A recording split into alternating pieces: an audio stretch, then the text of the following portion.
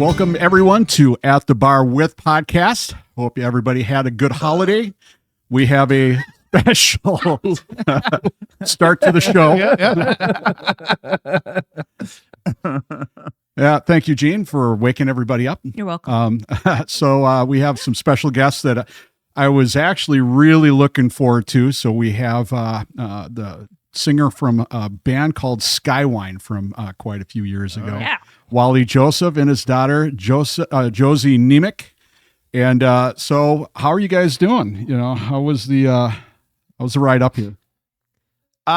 Pretty effortless. We weren't too far away, so yeah, kind of kept it close. And Nice I don't know. and easy. I'm just happy we didn't get snowed on too bad last night. Mm-hmm. Oh, that's right. How about that driveway? Dude, that thing is potential murder right there. Oh, yeah. my Red God. salted. Yeah. We're going to have a hard time Yeah. getting out. So whoever's parked next to us, I'm sorry, That's okay. but I'm not driving. You know, and I salted like a whole bag of salt. I mean, everything melted and then turned into, it was like a pool and then turned into a skating rink. And then I salted a whole bag down there. I'm like, I'm going to need another few bags of salt, but we had a company come out and put 14 bags of salt down and it didn't do nothing. Yeah, it's that's rough. I'm like, as soon as I got out of the car, I'm like, Josie, this may be death for me. Not as young as you used to be. No, Not spry on your feet. So Dude. yeah. Being 48 sucks. I'm not Wait to the. till you get to 58. Oh, I know. I can't even imagine. I'm going to be 59 here in April. So, I mean, I feel I get out of bed going, I'm going right back into bed. Yeah, we got the So the young spry chicken here, Josie being, Yeah, I'm super spry. almost 22. almost 22. Yeah. Yes. That's awesome. Well, Josie, I see that you wanted to have a sparkling ice, so we're going to get that started for you here. Thank you. You are welcome. And we've got a non-alcoholic. Sorry. Wait till you. There you go. Wait till you try it. The Guinness, non-alcoholic Guinness, tastes like the real thing. You're in for a treat. All right, So all right. I'll pour that up. I'm into that. And then Do they have a fake bass too, so I could have a black and tan? oh, that would be awesome. Wouldn't that be right? good? There's no way it could work. There's absolutely no way. Well, you could do like a poor man's non-alcoholic black velvet using apple cider. And, That would be weird. and it actually it tastes just like a poor man's black velvet. I've tried one, like going, I'll try it, and it tasted like the real Can't thing. you just use regular NA beer? I suppose you could if there's a good NA that's like an amber. You definitely could do it. You know. What's Patrick having? Oh, I'm trying a brand new kind of beer, you guys. Ooh. Really exciting. Whoa. Yes. It's A&W. Yeah. Josie went crazy on that this morning. I too. did. Burps are incredible. I bartended for many years at Old Chicago in Roseville in my early 20s and stuff. And when you'd pour the tap onto a Guinness, what we would do is there's a way you can like make a little shamrock on top of it and all that stuff. And of course, when my friends would show up, they get nothing but dicks on top. Their sign of love. All right. And I worked at an Irish pub for many years, O'Donovan's Irish Pub in downtown Minneapolis. That's pretty good, dude. Isn't that good? Yeah, I like it. If I put dicks on a Guinness, my boss, who is like from Ireland, would have throttled me in the back. We put shamrocks on, only shamrocks. No, you shouldn't say penis and throttled in the same sentence. It's not very good. Hey, Gene, what are you drinking back there today? Sauvignon Blanc and water. And water. Yeah. Mm. Well, I'm having something. We were just down in Tennessee over the Christmas break, and my Jean's sister's husband got me some of these beers, and this is a weird it's one. her It's called boyfriend. They're not Gross, married. Oh, boyfriend. Gross Gus's Okay. Dragon Drool beer. So we're going to see if this is any good. So if I Is that a spit dark? all over the... Is that a dark or is I it have no idea what it is, but I'm going to try it. If I Can't see spit all through it. over the bar, then it means Dragon that piss is what it it's is. dragon piss. Right. Yeah. All right, hold on. Oh, that's awful. Sorry, Michael. Oh my God, that's I'm going to be choking this one down. It's yeah. Cheers. Oh my God. And I got my ham, so I'm okay. Yeah, you lucky Can't go bastard. wrong. Oh, this is not. See, I don't think Josie's ever had Guinness. I was just gonna say I don't even think I've ever had a Guinness. Oh, Yeah, Guinness is awesome. It's very close. We went to the factory in Ireland. Yeah. I don't So what do mind you- that. I I know. don't mind. I'm not a beer person. I don't like beer at all, but that's I could drink one of Kind of them. has a coffee. Yeah, maybe. I'm Yeah. grabbing some of these pretzels. Cleanse the palate. So is that a dark then? Is that what that is? Is it a It's dark, but it is awful. it's awful? And I asked him, I go, Michael's, are these beers any good? He goes, I don't know. I just got them because they had a cool name. Marketing is everything. They're not good. It's everything. Yep. They're it looks like terrible. it looks like they recycled the old Pfeiffer bottles. I will drink it, but if you see me holding my mouth and running towards the bathroom, it's because of this. It looks thick. I mean, look at the It's thick. Yeah, I'm not going, oh, it's thick. It's All they Dragon did was- good. rule is coming back out. Ew, They yeah. repackaged some soy sauce for you and Yeah, throw in a beer exactly. bottle. It kind of tastes like that. I'm not kidding either. So Josie, are you one that has a drink, a favorite drink? Do you partake at all, or is it just? I love my Tanqueray tonics with lime. That's my There you fault. go. That is I haven't had one of those. that in a is long my time. favorite. That sounds Yeah. good right about now. It's a gentleman's drink. Yeah, it really is. You're I right. mean, It totally I used to is. drink them all the time, but I used to drink the Bombay Sapphire. Oh yeah, those are That's good. good. And then I got into Kendrick's. Okay. Or Yep. Hendrix. Hendrix with the cucumber. With the is great. cucumber. And Yeah. I was like, oh my, I didn't even need a cucumber. I didn't need a lime. I just put that on the rocks, little splash of Yeah. tonic. Yep. And I was like, You guys are weird. and you can- this is Who puts a definitely cucumber? good. in And you can ice really Good. tell It's refreshing. There's Oh. something about it. that goes by his pay scale. So you start Yeah. a little bit higher. Yeah. Now he's back down to Well, Back in the day, I was doing acoustic shows over in Maplewood on Wednesday nights, and they load me up with a 25 ounce, so a beer mug, 25 ounce Yep. beer mug of Sapphire tonic, oh God. followed by a shot of Rumplemints. Yeah. The amount of times that I had to get carried out of the place was, Because you wanted to look pretty too. oh my God, it was so stupid. And they just knew that, like, okay, the shit's gonna start rolling out of Wally's mouth if we keep feeding him. Well, I remember like this is the one memory that I have with you is like the band I was playing in was These Days, and that was with Wayne Kyle. It was at Gaffstoff's in that basement. Oh wow. Yeah. And you showed up, and I'm like, yeah, let's go get a shot. And we almost polished that. If you remember, we almost polished off the bottle of Black House made by Rumplemints. Blackberry schnapps. Yeah. I was so hammered when I walked out of there. And it's like, where's Wally? I truly have no idea how I got home that night. No clue. Oh, it was, I have yeah, no it was idea. brutal. Like, all And you right. were talking about me and Dare earlier. Dude, I tell you, yeah, no, yeah. I was never drug guy, but I love the booze. I was the worst influence because Wally was like, I'll have one. yeah. Yes, you will have one and another and another. Yep. luckily you didn't follow that with a big doobie. Well, it was. I mean, but the Black House is my favorite. Just it went down so well, and you would never know it's like 100 proof black, blackberry or this kind of schnapps. Yeah. Yeah, the Usually we Dietz, were yeah. doing the Polish Jesuanoa, and that was like a blackberry brandy, and this is like blackberry schnapps. Now that I talk, I'm going to have to get a bottle of that. Dude, I got Okay. friends that shoot blackberry brandy all the time, and I'm just like, it's It's okay, little chill, but Yeah. that Black House, It's man. doable until you barf it up. yeah. Well, dude, I can't even imagine that coming back up. No, that'd be the Yeah. worst thing ever. Yeah. And it was funny because like back in the day, Gene and I would get the blackberry brandy, but it was a I different. never did. Remember that stuff? It was Spider and then Venom. Remember? Oh, that's yeah. different. And it had like an apple schnapps. It had a blackberry schnapps. They had, cinnamon. and it was like from Germany. And it was like brutal, like 110 proof. And you could feel it burning going down, but the taste, there's no way you would just never know that it was that Ugh. high in Oh, yeah. proof. Yep. But Ruined. oh yeah. Yeah. No. So, Josie, Yes. welcome to the Old White Man Sausage Party podcast. Thank you. No, I've been training 21 years for this moment. No, We're excited to have you here. no sausage We'll talk over about here. We'll talk about your dad's shitty bands and music in a little bit. Focus on you. Yes. Are you part of a band yourself? You're not just dragging your dad around anymore, right? You got Well, your own thing going. I right? am definitely dragging him around because, he won't get fired, even though he wants to get fired.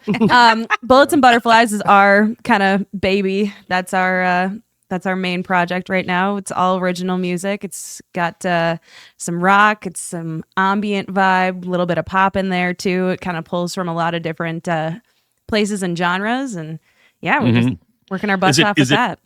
Is it inspired, like the band name at least? Is it inspired from Smashing Pumpkins, or is it just? I love the name Bullets and Butterflies too, but Thank it's just you. is that kind of like a contrast thing?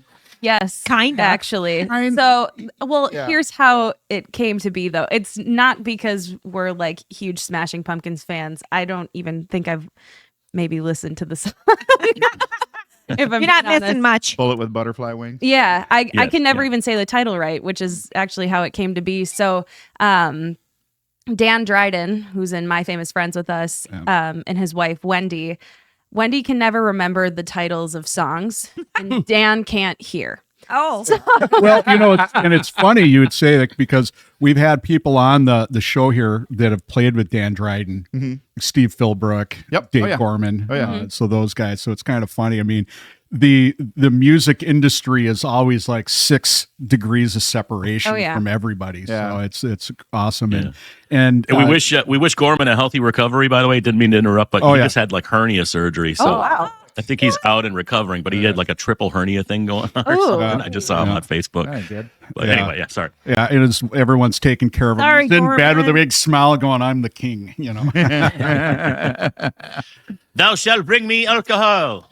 But yeah, so what Wendy kind of came to you with the name. Yeah, Is that kinda Wendy tried to tell Dan to play that song, and she couldn't remember the title. And he heard like Bullets and Butterflies out of her mouth, and he's like, "What are you even talking about?" And she's like, "Oh, that's Josie. I need to go talk to Josie. That is her band name." Because we had just freshly started the project at that point too. And she's like, "That's the name. It's got to be that." And she called me, and I was like, "You're right. That's it." And we never changed it. That was how it. That's awesome. Awesome. How it And came then to be. any recordings? Do you guys have an album out or anything? Yep. So we released our first full-length album back in March, called Full Circle. And then we are actually working on album number 2 right now, and we're hoping to get that one out probably in April.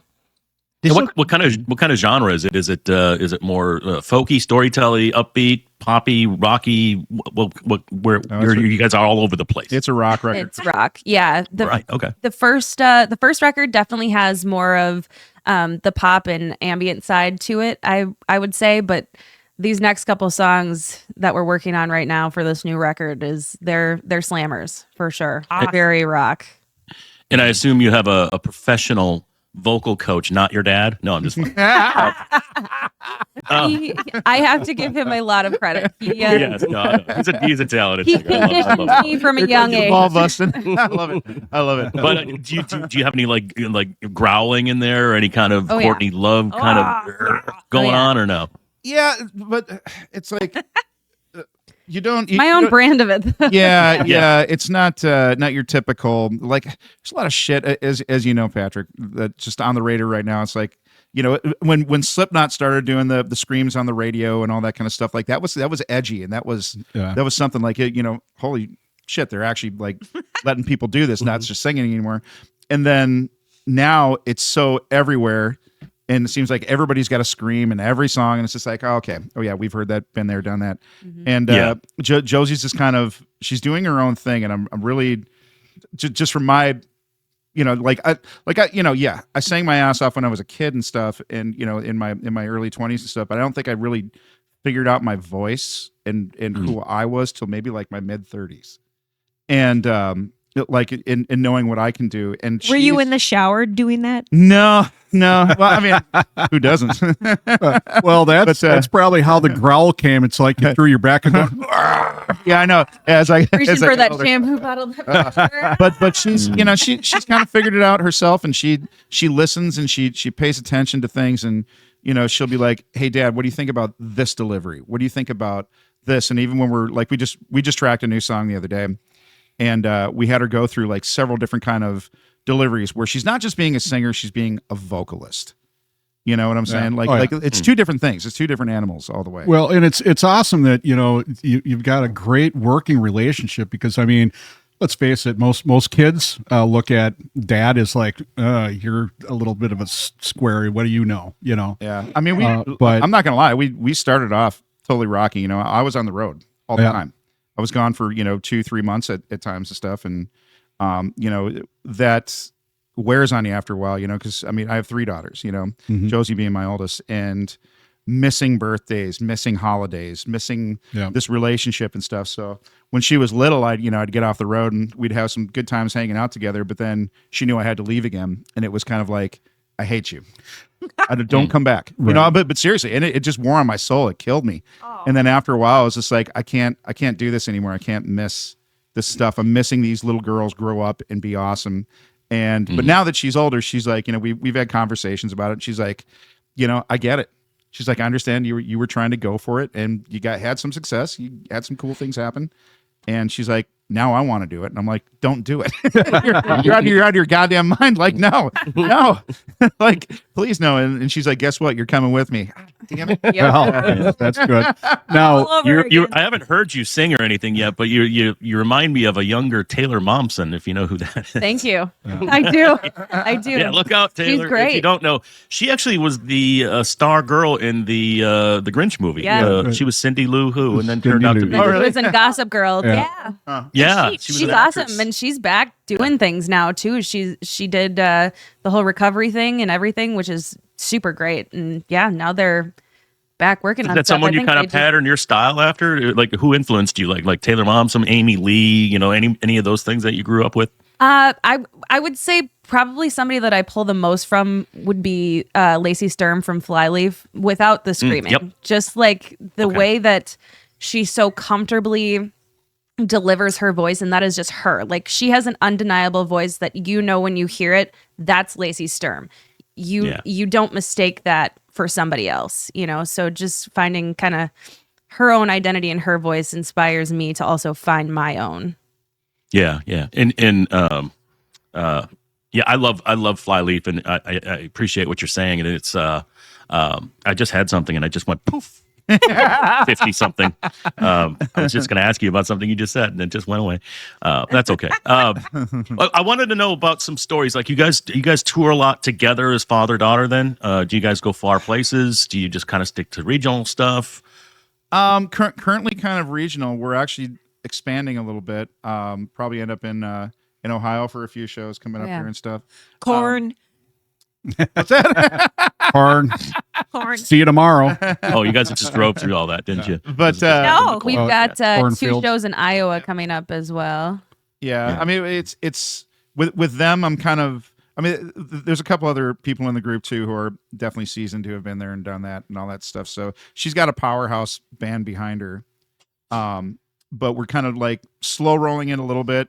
Want them to get comfortable with each other, learn each other on stage. There's so many like elements that, now that I'm older and I can look back, because there's so many like little insecurity things when you're younger and stuff too, that like shit, I got to look this way or Like, talk this way. I just took a stinky shit in the fucking toilet, and I don't want anyone smelling it. Okay. What's going on here? So, Wally, let's talk about Skywind. Speaking of stinky shit. Yeah, there we go. It's a good transition. Well, I wanted to ask one thing before we talk about Wally. Now, you have 2 sisters. Okay. Are they musically oriented? They're both incredible. Incredible. I mean, So we could be seen like the Partridge Family, Wally style. I'm raising the Dixie Chicks more. Sorry, the Chicks. the chicks. How The dare chicks, you? Shame on me. That was How old are your other daughters? Liv is 19 and Charlotte is 14, and they all turn a year older in March. I should have taken July off. Is it June off? I should have taken June off let's go from Chicks. back 9 months. So if you take March and go back 9 months, It's what was June. the celebration? Yeah, June. then? Yeah. That's what we're talking about. It's summer. It was a celebration of some sort.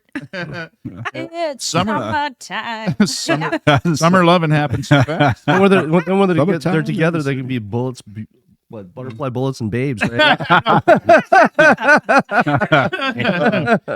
Yeah, Yeah, but it's babes and bullets. Babes and bullets. it is pretty cool that they are all that talented and stuff. And every year we do like a Christmas song for the family and stuff. And Oh, God, all that's three of them, awesome. because I run a recording studio now. That's my day job. And so Brett's nuts roasting on an open fire. that'll be the next one for next year. It's pretty trippy. It's like I'm looking at you and your daughter right now, and it's like I knew you in 2003, 4, 5. I know, 6, dude. Yeah, 7, totally. And now here we are, and you've got a full-grown The baby. mini me going on, right? I It's know. Like, oh, jeez, it's such a trip. It is weird. It is weird. I know. Good. Yeah, I God. was probably at the keg party in June when your father and your mother were there, and You do know her mom, right? You know Stacy? yep. Yeah. Stacy, April, all those guys. I remember that Oh, that yeah. gang. Yeah. Yes. They're a hoot. Yeah, that's, instead of seeing each other across from a smoking bar, it was seeing each other across from a solo cup and keg. Pretty much. Pretty much. Good grief. Yeah, good times.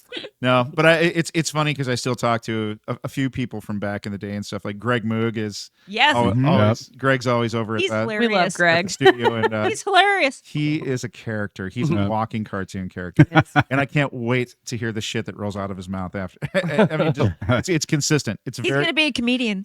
Yeah, Should That was be. fun. I Yeah, I think opt- he's actually going to do some stand up. He's going to do Yeah. some. He's going to do some amateur stuff. and but, he should. Josie, do you know the level of like it? Do you have a grasp of what Wally and our scene was like in 2000 to 2010? Because it was very vibrant, and not like we were huge, but for the scene, I mean, there was a lot going on. What's your perception of your dad during that time when you were probably just born? Is he showing you old videos, told you old stories? So what's really cool for me, like him and I are super close. So I get to hear a lot of the war stories from back in the day and all the dumb and fun and crazy shit that he used to do. But a lot of people that I'm currently working with and I'm friends with were all people that he worked with back in his real big heyday. And they all have like all of these wonderful memories with him and the stuff that he did and how, yeah, Wally recorded this song for us for free because we couldn't make enough money to be able to do it with him for the rate that he charged. And he just did it, out of the goodness of his heart. And just, I hear a lot of great things about what he did for the people surrounding him in the community. I was hanging out with our bass player and guitar player, Sam and Shara, and we were boozing a little bit and we were watching this video and it paused on a page of him going into his mic. So I got up next to the TV and went like this right in front of it. We sent a picture to him. It's like, you fuckers. So Why are you yeah, watching like- that garbage? In addition to this Loud and Local that I used to do, produce and host, we had a segment on when I was doing nights. They had this cage match, and Skywind put out the cover of Pink Floyd's The Wall, and it was awesome. It was like #1 for like weeks, and we finally just had to like put the new Linkin Park against it so we knew it'd lose and get off the fucking air finally. Patrick's like going, loser! But that cover was really well received. It was really well produced, and it, just that if you watch the whole video, just go on YouTube and search Skywind with Wise 93X, and that video will pop up, and it literally just takes you back to 2005 or whatever it was, and Dude, I've just got a the weird crowd story was about all that into it, song. and honestly, like for the earliest band, I mean, Head Charged opened X Fests, and other bands, Black Flood Diesel had opened. So you get like the noon slot on Saturday morning when everyone's still camping and hungover. But I remember Skywind taking the stage. I think it was first or second, but biggest crowd I've ever seen for like a local band opening a festival. So yeah, that was kind of a big deal. It was crazy. It was totally crazy. Yeah. Yeah, that you guys- song, I hated playing that song. Hated it. Did you? It was it's kind of weird because it starts off with like we were just trying to think of a cool cover. Okay. So we initially started playing Shout from Tears for Fears, and then Disturbed came out with Great song. Shout from Tears for Fears. And I'm like, God damn it. And then we did Land of Confusion. Well, then Disturbed cock-blocked us on that one too. Then I'm like, there's no way anybody's going to do this rendition of it, like of The Wall and the arrangement and everything. So we did it. We released it. My cousin, this is kind of weird, sir. I don't know if this plays into it or whatnot, but if you do listen to the Korn version, it's identical with the arrangement. Oh no! My cousin was dating Head from Korn, and she worked for Roadrunner Records at the time as an A&R rep. And we don't necessarily have the best relationship, her and I. She's a cunt. Fuck it. I'll say. I'm not a fan. So everybody's like, did she just show that to Brian and had him run with it? Like it just seemed really weird because the way that I arranged it, because I put if you listen to Pink Floyd The Wall, there's three parts of it, and I figured out a way to combine them all together and make it one song. Right. And right. they're arranged. What are the 3 parts? It's Another Brick in the Wall, part 1, part 2, and part 3. Yeah, That's what they are. But the way that I arranged it is identical to the Korn version. I'm like, they you fucking so ripped you off. Better not have and whatever. And I haven't spoken to her in years and stuff, and that's fine. But it was very weird that's what happened. Right. And then Korn made What are it the a odds gigantic of that, hit again. you know? And good for Korn because I like Korn. They're cool. Yeah. But I like Korn. I do too, And you guys especially did a at lot the of- State Fair. delicious. Pop. Delicious. Yeah. With Yeah. butter. And as far as Skywind goes, you guys did everything right as a band. Like you connected with your crowd. Like you were a Maplewood group, right? Like you White had Bear. White Bear, Yeah, that kind yeah. of. But you had like a solid following, and you actually did one of the coolest things that I ever witnessed doing my Loud and Local show. Is just how professional you guys were. You guys actually got. We'll talk about Bill Berry and management, and Yeah. but like Bill. you were one of the first bands. A lot of times I'd get a manila envelope with a CD with a marker on it saying track 1, name of the song and the name of the band written on the CD. And like, that was it. If I was lucky, I'd get a shittily written 1-pager. But it was just like, okay. And then you put it in and, you could tell they used the cassette in their garage. And I'm like, okay, this is fucking garbage. But you guys, on the other hand, I get, like this polished folder and like, 3 pages and, a glossy this, that, and a polished CD, and it was well recorded. So yeah, it was like tip of the cap to Skywind for doing it right. And then you got in with managers, Shannon and Bill and everybody else that around the scene. So, just kudos. And was that part of your plan? When you guys did this, you said we're not gonna fuck around. We're gonna try to act like we're pros already. Well, even like, and you saw us out there promoting all the time, doing the flyer bit and all that stuff. And like, even our flyers, like people would just go to Kinko's and get their basic paper, pink or white or blue or whatever, and here pass these things out. And they always looked like hell. And I'm a graphic designer too, or I kind of was back then a little bit. And so I would like, well, let's put out something that looks like money. Let's give people something it makes it harder for them to throw away. So we do the glossy flyer shit. We get like 5,000 of them for like $200. Yeah. And but the way that we did that was like, and it got around that people are like, well, how are these guys getting all this money to spend on all this shit? They've got the good recording, they've got the good looking CDs, the good merchandise, the good flyers, all this shit. And what we would do is we would get corporate sponsorship. So we'd be like, go to a record store or something like that and be like, hey, we're going to be distributing all these flyers. Did you want to put your logo on there and give us $100, $200 or whatever? And that'll pay for these flyers. You can write it off as advertising for your taxes and stuff. So, and this is what we're doing. We're dishing these things out. So they're seeing your logo all over the place. What's that worth to you? And so we never paid for it. Nice. And same thing with like radio ads. Like when we do radio ads with 93 and stuff. And yeah, you guys buy radio ads. Yeah, Jeez. we never. It never came out of our own pocket. We always had somebody, the show is brought to you by a Marathon Electric, or that's brought to you by, whatever it might be, Yeah. I remember that. And it worked out and stuff. So we just kind of played the game just different than everybody else did and stuff. Cause I think most people at that time were just kind of sitting around, trying to figure out how to promote themselves properly, how to get their name out there, and expecting the guy in the limousine to pull up with the big hairy chest and the medallion. Gross. I'm going to sign you guys. You know, like that shit doesn't happen. You want to be a star? Yeah, exactly. Yeah, yeah. And that Hey, little shit- girl, I that got shit some doesn't candy in my van. right. You know, and but we knew we didn't. It was never going to come to us. We had to go get it.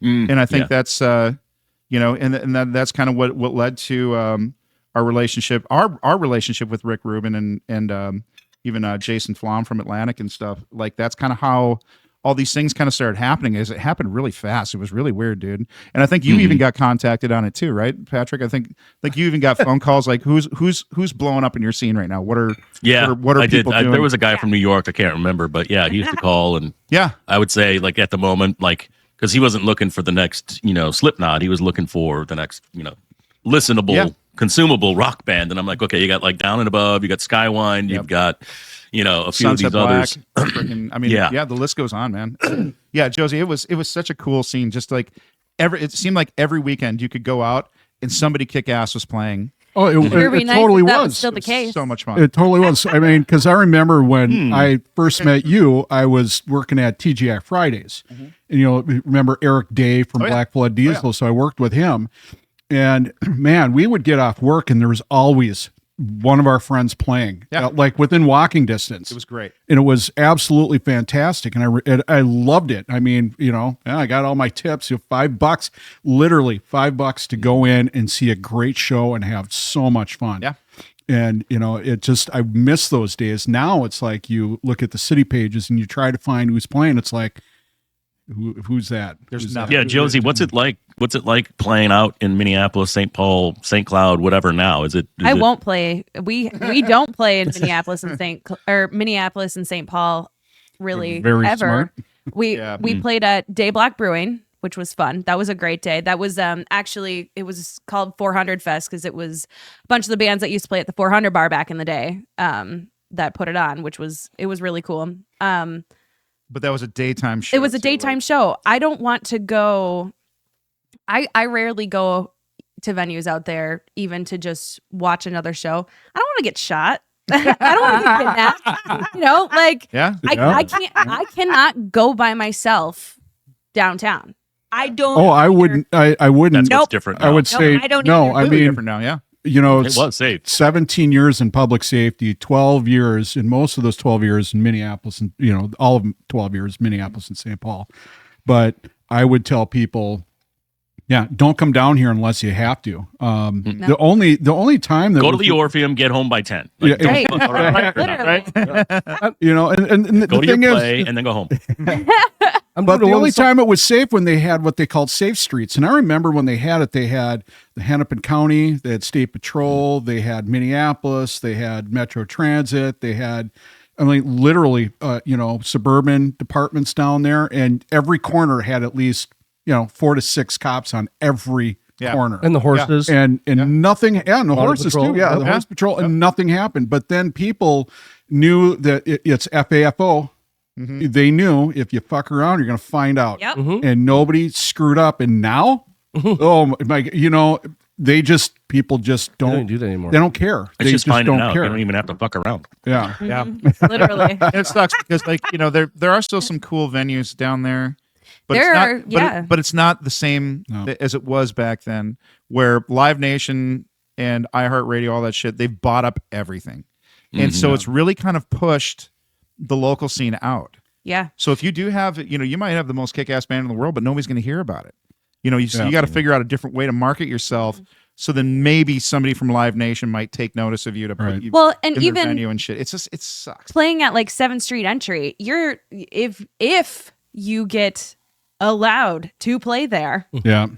you're playing a Wednesday night to nobody. Right. That's you going through your initiation. That's Yeah. bogus. Patrick, I've got a funny story, Patrick. Yeah. So do you remember when Finger 11 first came to town with Econoline Crush at 7th Street? yes. Oh, Econoline Crush Okay. is awesome. And there was like virtually maybe like 30 people in the bar. Like it was 7th Street Entry. It was a shitty winter night. And I remember you being there. And so that we caught that show, and Finger 11 totally blew us away. Like they were fucking awesome. Yep. And pan to, what was it, like 12 years later, we're doing a show with Seether down in Rochester, and Finger 11 is their direct support.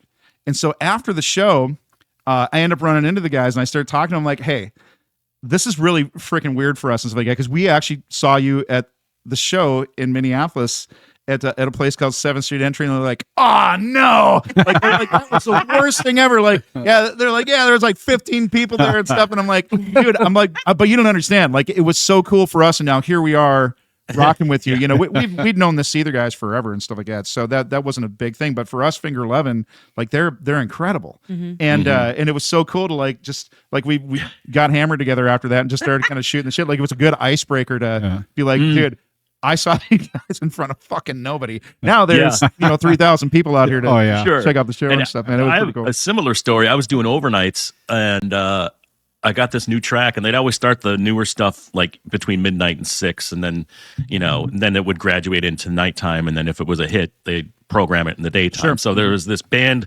and the song that I was like, I listened because I sometimes I pre-listened to it, like, and I was like, this is one that I was like, holy fuck, is this going to be huge? So I hit play, and I actually looked, and they were on our concert calendar for like the next Sunday. So I'm playing them one Sunday night. They're actually scheduled to play a bar in Minneapolis the next Sunday night. So I hit the button, and I'm like, this is a band. They're out of Boston called Godsmack, and here's Whatever on 93X. And wow. So the week comes, the 6 o'clock at night, they're at the 400 bar, like literally 20 people are in that fucking place.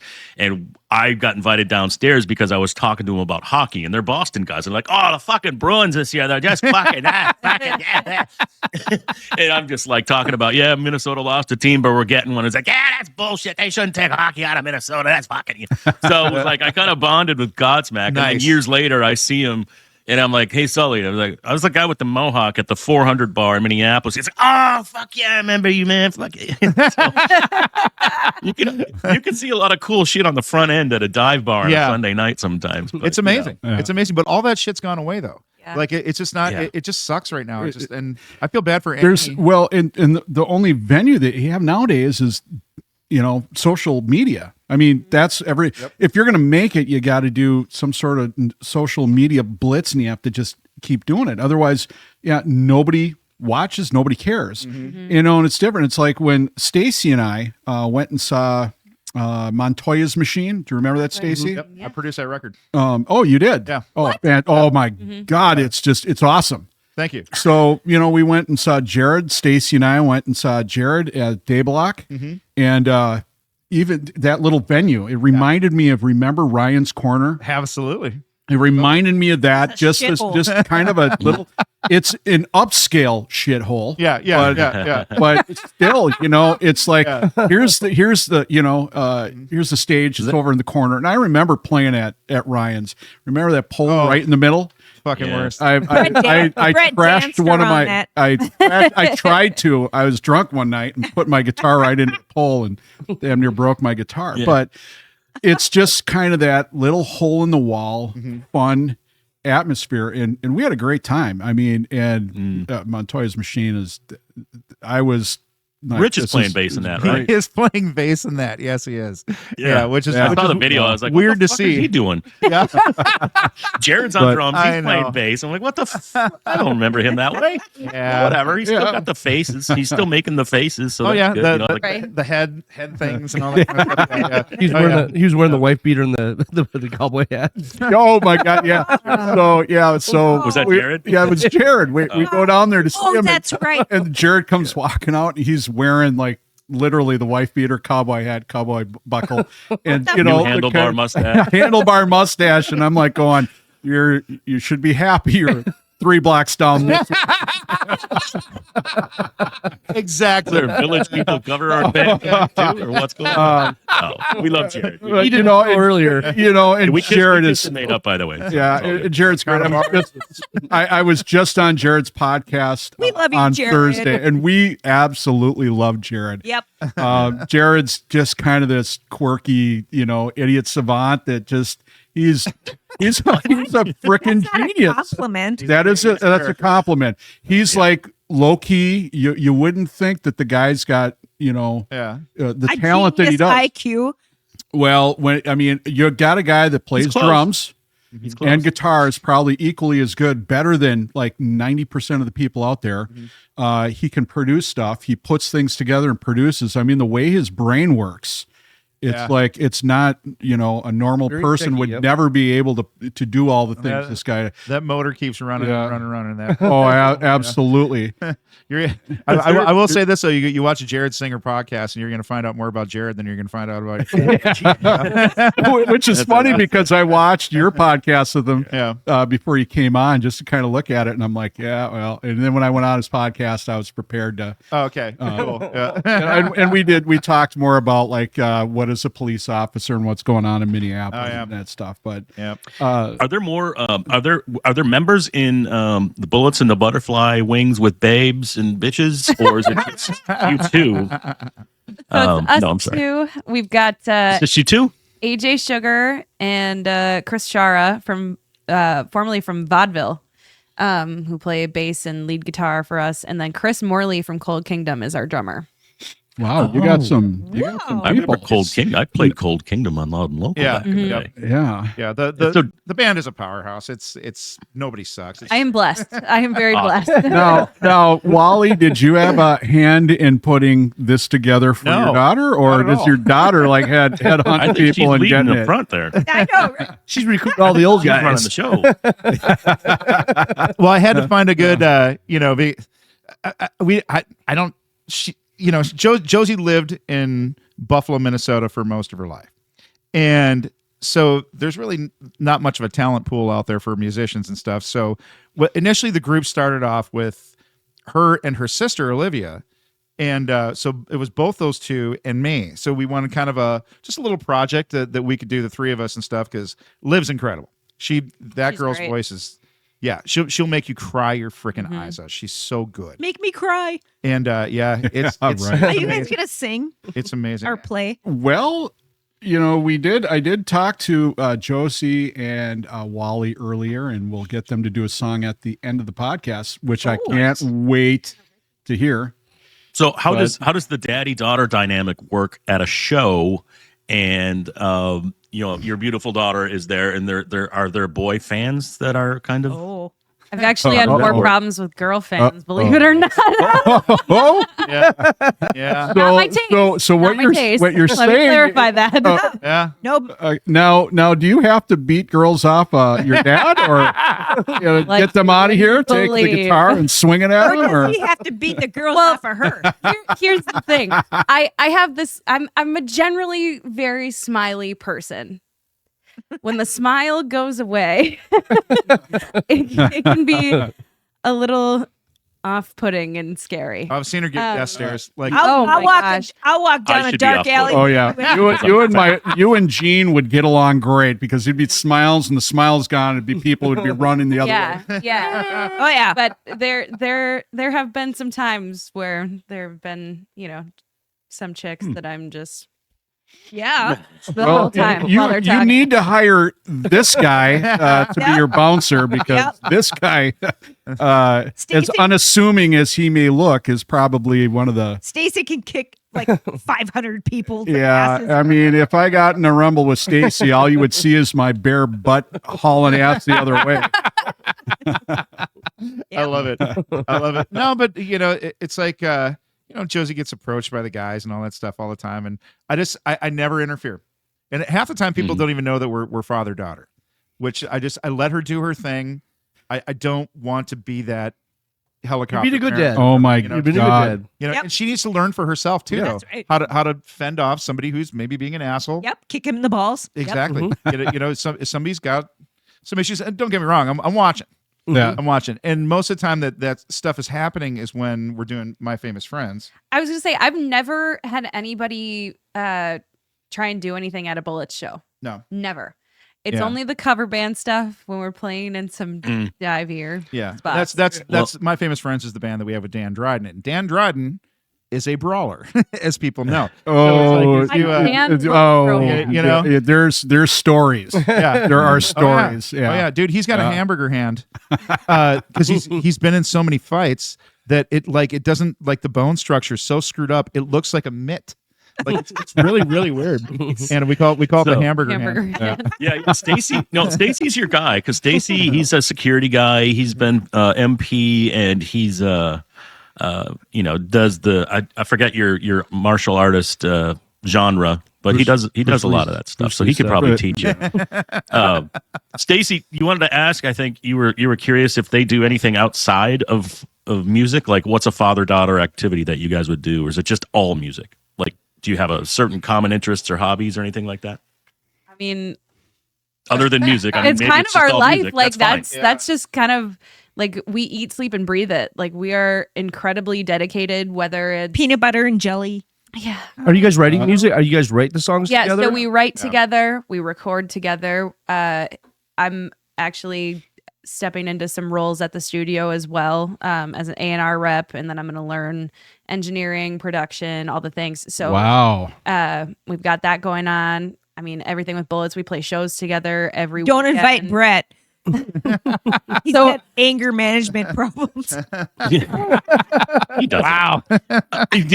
So, Josie, are you like? I know Wally can do everything. I think Wally, you can play guitar, bass, drums, everything, right? Yeah. Like, Cool. Is that Josie? Do you have any other like? Is it just vocals for you, or do you know anything else? Musically? It's pretty much just vocals for me. I can fake my way through a keyboard line. Okay. She's a decent piano player. And a little bit of guitar and stuff like that. Like Chopsticks. she knows the fundamentals enough that if I'm playing, a funky chord or something like that, she can go, hey, go up to this note or do this or try this instead or something like that. Where okay, that jives better or whatnot. She's very musically smart. Yeah, I can't show you how to play it, but I can tell you what it's supposed to sound like. Yeah. That's the magic. I always think it's cooler if a lead singer has a guitar, even if they're not playing it, or even if you're just doing a chord every now and then. I think that just adds. It makes things look cooler. We've joked about that before. Cred, so maybe just wear a guitar around you. But she's very she moves around on stage very well and is very engaging with the crowd. Where I don't know. I think I'd be locked down too much if I had something else because I don't stop moving. So you're a vocalist and performer. Yeah. So you do a lot of performing. Well, your dad is, he's a musician first and foremost. I mean, great vocals, but to see you without a guitar while you're on stage would be like seeing you naked. It would just be. I did it for a while though too. Yeah. And I also I was playing. Remember the band From Zero? Patrick, do you remember those guys? Actually, when Jet quit, he actually went to go play bass for Evanescence. I took over as their singer for a little bit. You did. Oh, Yeah, but we changed the name to DM, and so we recorded like a 4-song record, 4-song. What was the name of the band? From Zero. And then you changed it to what? Diem. DIEM. It wasn't my idea. Joe like her, like diem. yeah, I know. Yeah, like Carpe Diem or something. I don't know. Carpe Diem. Per diem. Yeah. So I okay. I had nothing to do was with the name, but Chris Rock so thing I or was actually rehearsing with those guys and writing with them down in Chicago, and where the fuck was I going with this story? I don't know. I had a point to it. But what were we just talking about? You were singing. Oh yeah. So I didn't touch a guitar at all during that whole thing and stuff like that. So I was just fronting the project and stuff, and it was that was kind of a weird thing. It was a little different for me and stuff, you know, because I'm used to having something that I can just rock out to and stuff. Right. But yeah. So yeah. How many bands were you in after Skywind before this came out? That's a very interesting question. Because I dabbled in some things. I was actually one of the guys auditioning for the Fuel job out in when Brett quit Fuel. I was out there rocking with those guys for a little bit. And Nice. I got sent home and fired. That's a That's what? well. All right. I don't know. This is Do tell. This is kind of dangerous territory because this isn't really out there too much. My close friends and family know about this, and I don't know. I might get in some fucking trouble. What the hell, right? How many listeners do we have to this thing? How many watchers? Well, we got over 100,000 views. Fuck. But Okay. you know. So here's from my viewpoint what had happened. So I'm out there rocking with those guys, and we're doing, like the first song I did was a song called Jesus or a Gun, and fucking just kicked ass. It was so much fun. Then we did Hemorrhage, love lies bleeding. That sounds in our hands, fun. And it was kicking ass. It was so much fun. I went back to my hotel. My manager, Greg, was with me out there at the time too. And so he witnessed the whole experience. Well, I got back to my hotel. I get a call from the young lady I was dating at the time. And she's like, you got to turn on American Idol right now. And I'm like, okay. So I kick it on. Well, there's Chris Daughtry singing Hemorrhage. And I'm like, Oh God. well, Shit. that's it for me. Because if you connect the dots, Yeah. Clive Davis runs American Idol. Clive Davis also ran Epic Records. Epic Records was Fuel's label. Okay? Oh. Chris Daughtry Yeah. did not lose to Soul Patrol and Cat Oh McPhee. God, no! sorry. I mean, no way. It doesn't. You And still, I mean, he made more money and more record label, stuff. But So the inside baseball that I have on the whole deal is because Chris Daughtry and I have the same lawyer. Okay, and my guy, Owen, just call him Owen right now. He's great. He's one of the Yeah, funny. you're funny, Owen. he's going to be owing somebody. No, Yeah, he's one of the greatest. He's so fucking funny to talk to and everything. That's awesome. But he's like, yeah, from what I understand, and this, like I said, this is the part that could probably get me in trouble. But but I don't have a contract with anybody. Fuck it. Yeah. Well, daughter. what they did, Allegedly, just say allegedly. They- Or from my point of view. allegedly Yep. yanked Chris Daughtry off that show because MySpace was a big thing at that time. Well, he goes and sings Hemorrhage, and all of a sudden Fuel's MySpace hits blow up like fucking crazy. Okay, so Clive's like, I'm yanking this guy off the show to put him in Fuel. But didn't he say no? Yes, he did. He said no. Oh. He said no. Yeah. You're correct. But Clive did it anyways and thought, well, this would be a great opportunity. I can bring Fuel back to relevance. And mind you, he doesn't know that I'm out there, auditioning with the group and stuff.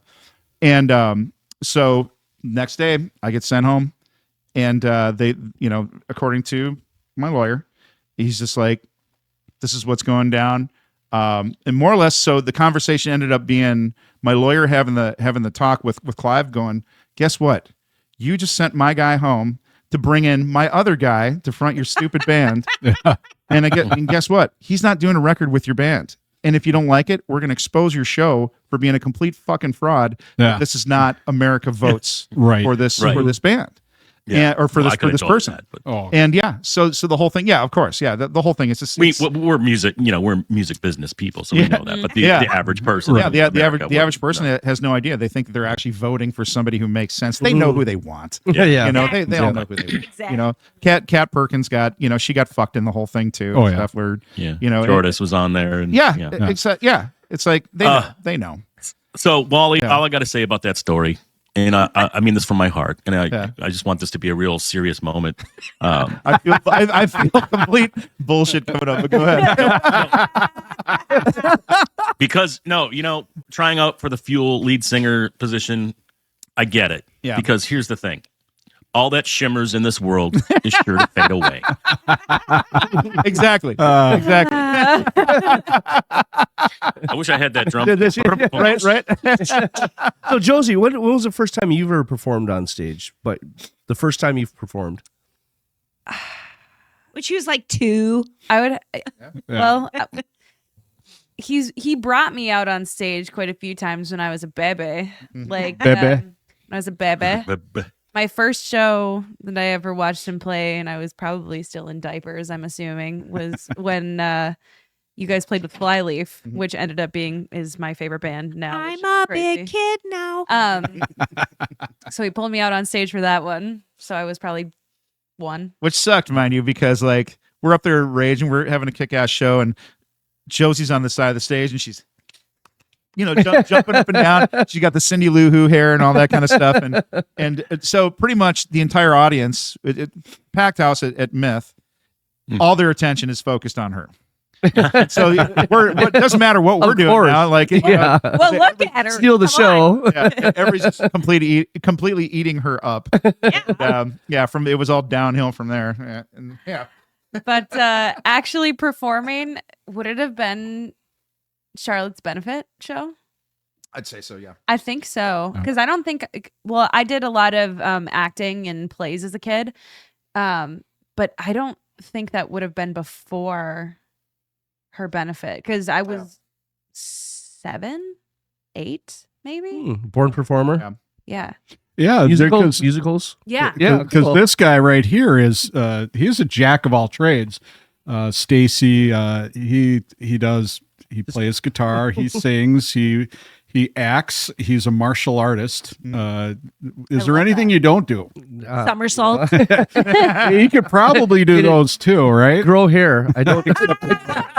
I don't grow hair anymore. He rides motorcycles, and his mom has got it going on. Come on, feel the noise. Yeah, Stacy's mom. Got it going on. I love it. I love it. How awesome. often did you get your ass kicked as a kid by Boy Stacy? And you're lucky that song came out after you got out of high school, right? Yeah. If that had been peak high school, if you would have been a freshman and that song came out, you would have been fucking railed all I know. years of high school, right? The only thing I got was the stitches from Tropics when I got hit with a beer bottle. Tropics. Wow. Which is hilarious because Stacy and Patrick worked there together. We worked there at the same time. And then when we got later. then we get the podcast going, and Stacy and Patrick are talking, and they don't really know each other. And I put the podcast together. I'm like, I got Stacy coming, I got Patrick, and they're talking. And it wasn't until one of our episodes where they're like, the light bulb goes on. Wait a sec. No shit. During an episode. During an episode. You worked at Tropics, so did I. You were you were that guy? Yeah, I was this guy. Oh my God. It was Remember when Channel 4 came in with hidden cameras and they threw a bunch of people out, and then there was a fire, and he's like, I was working that night. I'm on the team. And I'm like, I'm the guy opening the door. You're the guy throwing them out. I'm like, holy shit. That is crazy. Our uniforms. I was wearing Calvin Klein underwear. Was my Because wild. God. you didn't want to lose them. And I wore a mouthpiece around my neck. Breaking up fights, stick it in and go break up fights. So what's your big plan for this year? Later this year, releasing a record?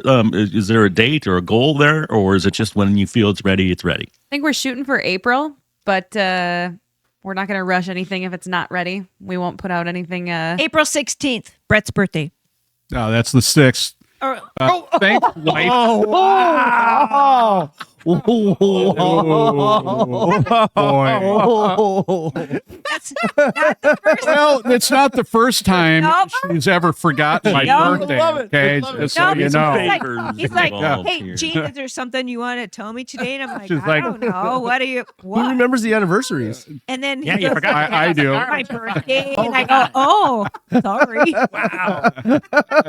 Oops. Oh yeah, and she's like, and then later in the day she goes, "Oh, sorry, it's our anniversary. It's my birthday." Oh, So funny.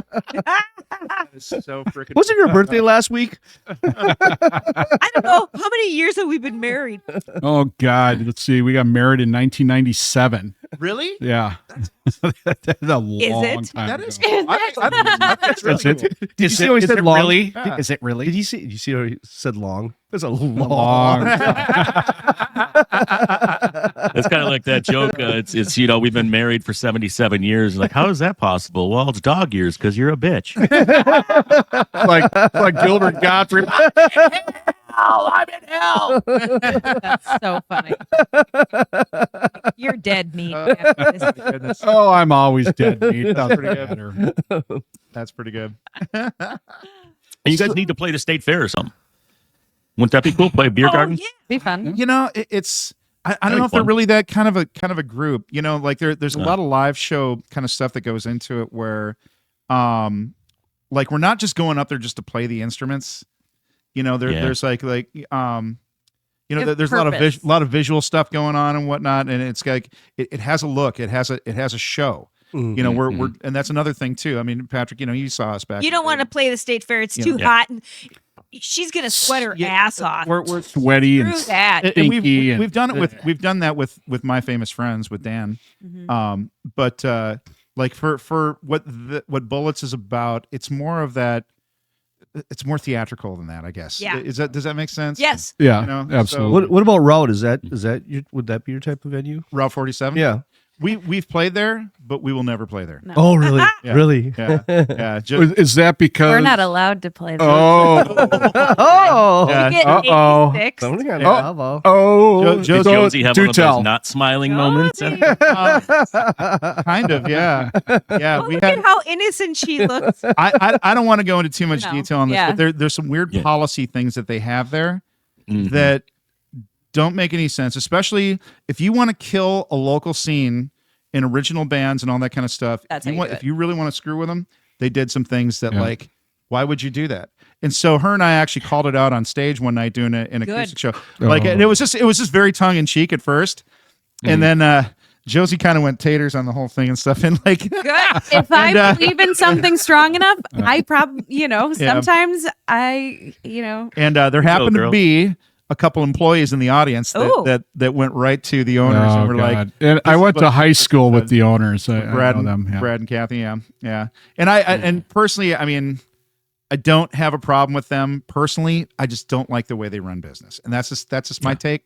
Doesn't mean I'm right or wrong, whatever. But I think understanding like where we come from in the local scene and the way that things work like that, some people just don't get it. When all you do is book cover bands in there that are going to play their hour set, half hour break, hour set, Yeah. half hour break, hour set, call it good. It's an easier operation to run. We know that. But if you're supporting a local scene, which there's no support for local shit around here, and Patrick, you were Well, yeah, not anymore. the doghouse great. in Like, Maplewood yeah. rocks. yeah, The Doug, doghouse. To Yeah, play which at. used to be the Rock. Oh yeah, the Rock. Yep. Yep. Yep. But, it's Chad knows how to conduct if it's still that. set up the way that when I played there, it was awesome. Yeah. I mean, Yeah. great sound. I mean, Great stage. great stage, great sound. The whole thing. And I remember playing there with These Days. We had a blast, and they're like, "Yeah, you got to come back." And then our drummer got a job with like Best Buy corporate. see ya. I got to go, and we're like, Gotta That's take- an time job. He's I doing got my all right. 10% discount. I'm out of here. Yeah. No, but yeah, there really isn't anything that caters to stuff around here, and unfortunately, Route 47 could be that, but I think the last leg standing for that was Joe Spanbauer, and he's very dead now. Yeah. Yeah. Oh, totally. You're so right. But it really does take individuals that are within the system, within that hierarchy, Yeah. if I can say that, that have influence that can get people in and put in places, like it used to be. Like, Treasureland Casino. well, yeah, There right. You're right. They're great. Yeah, Remember Paul Dockendorf. Paul Duck? Paul is got a little awesome. Paul's got a little empire going on. Yeah, Yeah. he really is. Yeah. And he's, funny you should say that, Stacy, because he's pretty much the only one I know that actually is putting people Yes. in place and promoting that stuff. Well, he put us on with And- Dorothy, and Dorothy's got some hits right now, and she's kicking ass. And that was actually on Josie's 21st birthday, Oh, awesome! and It was incredible. the largest show we had Nice. played up to that point was only maybe like 400 or 500 people, maybe. Wow. That's a lot. Yeah, and that's a And- lot of people. And Shit. but now all of a sudden Josie gets thrown out in front of 2,000, and so it's just kind of cool. Like, and that kind of going back to the thing about having a guitar in her hand or whatever. Like, I watched you grow up at that moment right there, where you just all of a sudden became this entity, this thing, this front woman, much different than you were before. You weren't just to your typical Minnesota chick singer going up there and just being a skank in front of a microphone or whatever. It was like all smart. like karaoke. I mean, Yeah. so you That's on your birthday, you were baptized by fire, Yes. basically. And I opened for my first national act, and Awesome. it was incredible. That's And awesome. Paul and all of the Treasure Island staff, I want to say thank you again, because that night was incredible, and they couldn't have been nicer. Oh, that's awesome. Seriously. And it's only If been Creed comes back through, call Paul. You guys would be perfect for opening for Creed, right? Bring it on, man. Yeah, we'll do it. And I'm always Then you get to do 16,000 people instead of 2,000. Right. I'm always But for- I'm always ribbing Paul a little bit, being like, hey, Hey, we're out there. We're out here still. Got to keep the bug in your ear. Well, I don't know about this for you guys as performers, but when I did a stage announcement, if I was like at 7th Street Entry and there's 50 people and they're right in front of me, I'm nervous as fuck. If I step on X Fest and I see a sea of people, not intimidated, not nervous whatsoever. And you think it would be opposite, but that's because you were probably 6 sheets to the wind by then, Patrick. I mean, no, I had cocaine to reverse that. So, leveled me right out. But as performers, do you guys find it easier to do intimate or non-intimate stuff? Honestly, I definitely kind of agree with what you're saying. There wasn't as much intimidation when I was playing that Dorothy show. There was some certain level of comfortability there. And I don't know if it's because, when you're looking out from up there and seeing all those people, your brain's just like, that's not real. This isn't happening, right in front of me. Yeah, it's like a virtual background on your computer. It's like, it looks real, but it's not really. I'm not really at the ocean. I think that's. I wish I was.